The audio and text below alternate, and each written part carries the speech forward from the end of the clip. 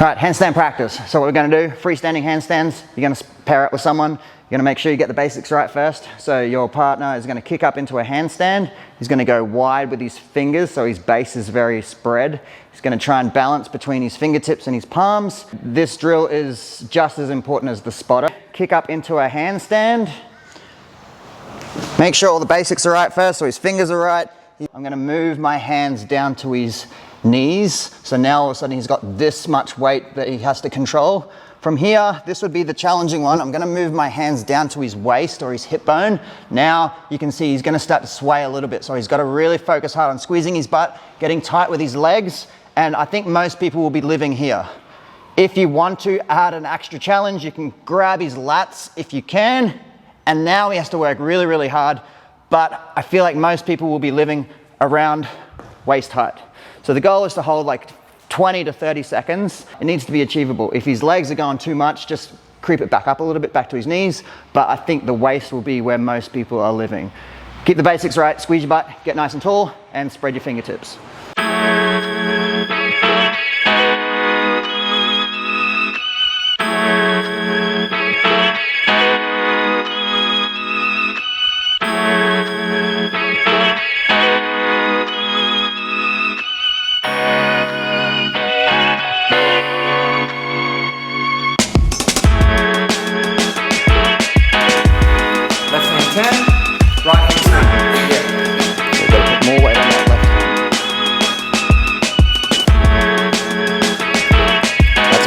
Good. And then just get really good at doing a 180 pirouette. So very deliberate hand movement. You try and hold first before you turn your head. You want to be as stacked as possible. Yeah.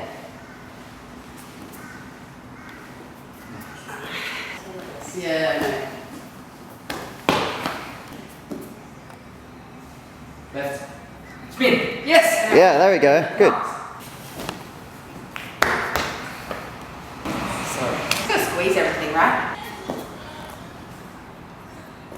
Oh, that was a little bit better that time. So this is how we're never going to get better at pirouettes, by just thinking turning around any which way. The shoulders won't be stacked and he's just doing tiny little movements over and over and over again.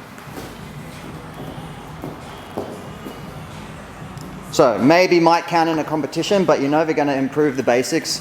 So the intention is to keep them hands directly under your shoulders, stack your body a little bit more, stack your shoulders, and then just being very deliberate with simple hand movement. 1, 2, around, just like a waltz.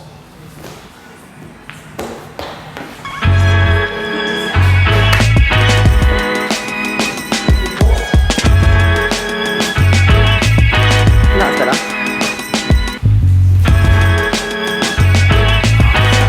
Yeah, oh beautiful, so, Greg. Do it on a line and try and land on the line. So you try and land your foot on the line. You know, like that's when you know you've got a good rotation probably. Yeah. If you start one side of the line and then finish close to it or the other. Nice. Never done a pirouette successfully on the floor, but in CrossFit we like to run before we walk. So it's... Oh, that's gonna... I don't even know. Oh, shit. Running before we walk. Nice.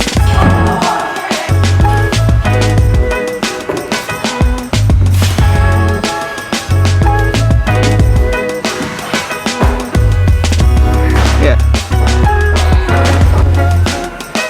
Oi, oi, oi. He's over the other side.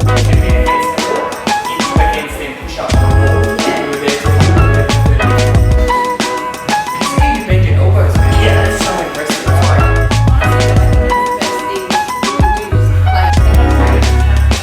But I find it, yeah. I also find it important. All right, Paula's in the house. Yeah, see what hand moved first? Perfect. So that's what we're practicing. Inside hand. Yeah, inside, all the way around, Yes. come back down. Can you do it again? Sure.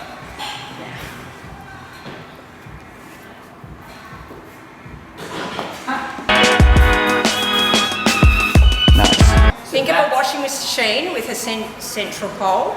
and that you spin around that central pole, but the pole never moves. Yeah. Yeah. Wow. For her to be able to you to go here and then there and then to come back again at that shot pivot joint is gnarly. Yes. That's incredible. Yes.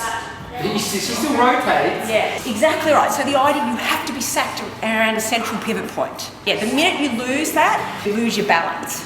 So we were just saying before, we think that you could get better at this without even practicing pirouettes, but by just Absolutely. having better mobility and by being more stacked. Yes, but also sideways handstand walking.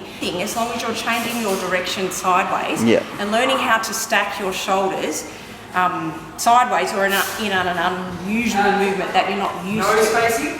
Feet elevate. Could you just do a rotation? Yeah, would you rather? Absolutely. Awesome. And then if I was even up here, like it's still in a hollow. Yes. And then as I get more progressive, Yes. I Yeah, come this back. So I guess the point is to not do big steps or else you won't be stacked anymore. No. Just like on P-bars, if you're learning, you don't do big steps, you always stay stacked. If I turn left, I've got to turn with my left hand first. If you turn with your right hand, your weight is initially going outside that centre line of gravity and you're putting yourself off balance straight away, so you're pushing shit uphill. If you're here, you're generating momentum around the centre of gravity, not away from the centre of gravity.